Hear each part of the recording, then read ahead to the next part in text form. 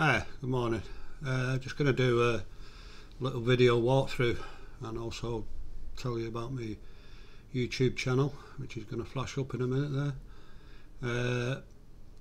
All my videos, all my practicing videos, training videos and things are going to be going onto there soon. So you better join in with some of the things and some of the backgrounds that we've been doing. Just in a quick, like I say, walk round of the studio. Just got all my paintings back from London.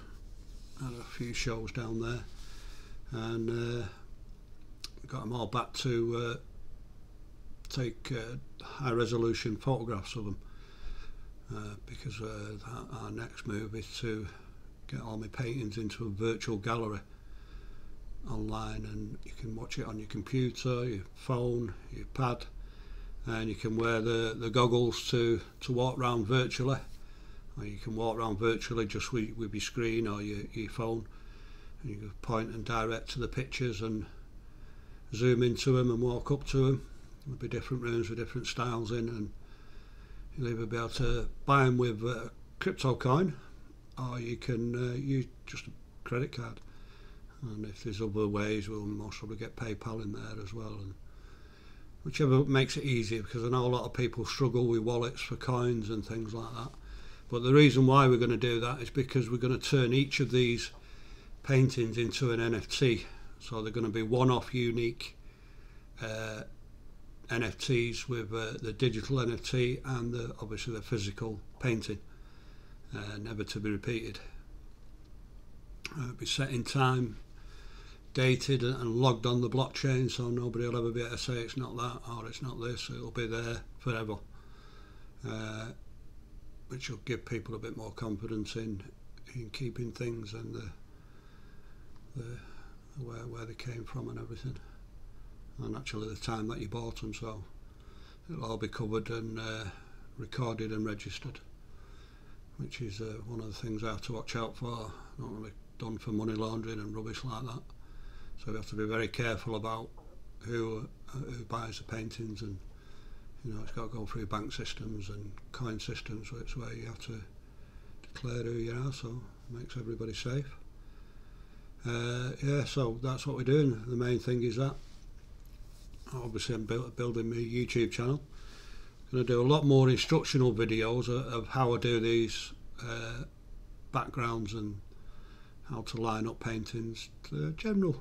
And it's going to be open as well, so people can ask about things and techniques and materials to use and things like that. General stuff that people need to know when they're painting. Also, I'm just applying at the moment now for me British passport back, so I can travel back to Holland, to the sort of scene of the crime many years ago. Asking probation at the moment, which I'm still on after 10.5 years.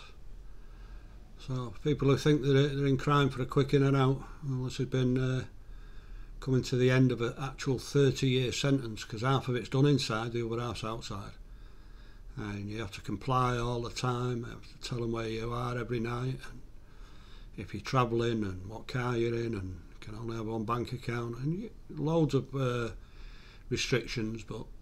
And plus I have to go every week, it's gone to every month now, but that's been every month for 10.5 years, so it's a long time. And now I'm asking permission to go to Holland to do some filming with National Geographic, which is Disney, over to Holland, to the places where I lived and the prisons. That was that. We're even asking for permission to go into the Triple KA prison, but not too optimistic about that. But we've asked, and they have done documentaries before. And as I said to them, this is where it really started for me. My painting career was over there with the teachers, having classes behind glass, quite thingy where it's a one-to-one with your teacher, but you're behind triple shielded bulletproof glass. And you have to have a strip search before you go to your class and coming off it. It's a very complex thing, but with the encouragement of them people in there, especially the art teachers and the music teachers, and then the Dutch teachers, where I learned to speak Dutch, or started to in there. You know, everybody knows it's a deep, dark place that you're in Triple KA, which was proved later on in a few years, more than 4 years into my stay there. One of the other convicts managed to get the place closed by the Human Courts of Human Rights, the European Courts of Human Rights. They closed it down. They've reopened it again now under different rules and regimes, but you know, that's 4 years, more than 4 years of inhumane treatment, apparently. Didn't really think about that for a while, and then when they moved me back to England, it was the same thing. I was in there for a couple of years, and that got shut down under the Human Rights Act. So that's 7 years of 2 prisons which were shut down because of human rights breaches. Should have put a claim in. But anyway, such is life when you're in prison, but you put yourself in them positions. I'm not blaming anybody else.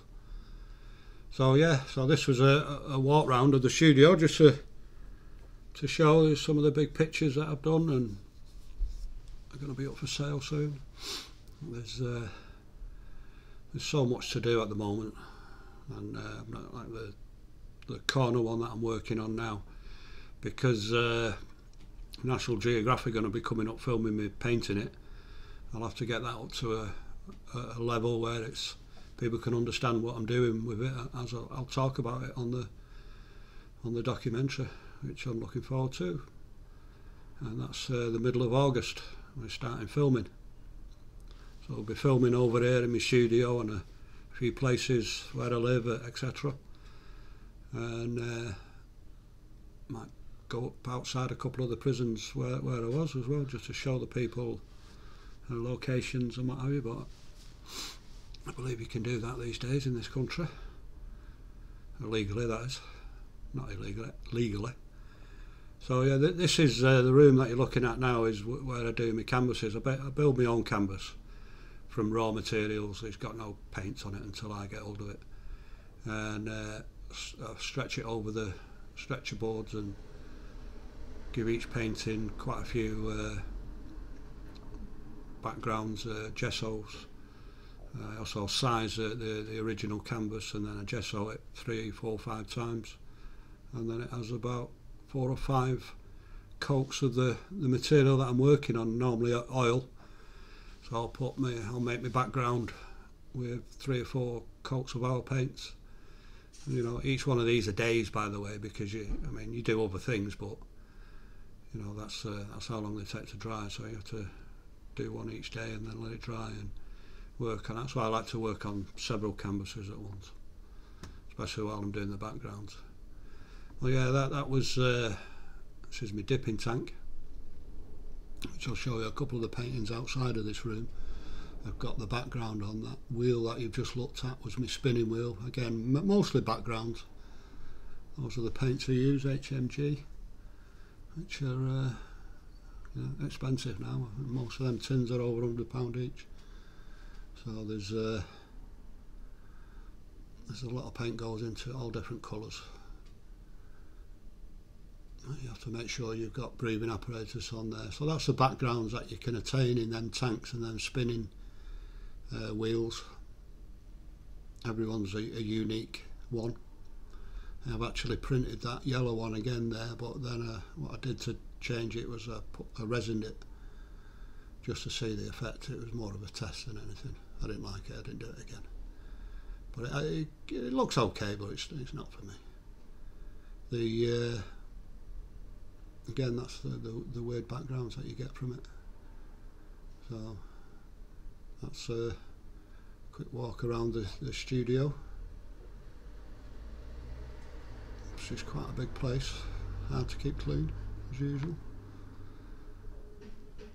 There we go. Some of the prints that I did early on in the prison sentence, literally in the police cells. I was in them for about 5 months at the beginning, and I managed to get a ink pad and pen in to do it all. So